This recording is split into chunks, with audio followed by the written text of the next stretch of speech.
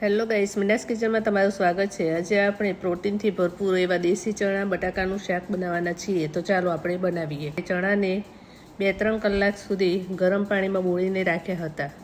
પછી પાણીમાંથી કાઢીને કુકરમાં બાફવા માટે મૂકી દેવા। બાઉલમાં લઈ લીધા છે। કુકરમાં રીંગ મૂકીને તેમાં પાણી એડ કરીને તેની ઉપર બાઉલ મૂકીને તેમાં બટાકા મૂકી લેવા અને ઉપરથી મીઠું એડ કરવું અને કુકર બંધ કરીને 6-7 સીટી થવા દેવી। 6-7 સીટી થઈ ગઈ છે। આપણા ચણા બટાકા ચડીને તૈયાર છે। કઢાઈમાં 2 પરી તેલ લીધું છે। તેલ ગરમ થાય એટલે તેમાં રાઈ, જીરું, હિંગ નાખીને તેમાં લસણની પેસ્ટ એડ કરવી અને હલાવી લેવું અને પછી તેમાં મસાલો કરી લેવો। હળદર, લાલ મરચું, ધાણા જીરું એડ કરીને મીઠું ચણામાં બાફવામાં એડ કર્યું હતું એટલે એડ નથી કર્યું। પછી તેમાં ચણા બટાકા એડ કરવા અને સારી રીતે મિક્સ કરીને 5 મિનિટ થવા દેવું।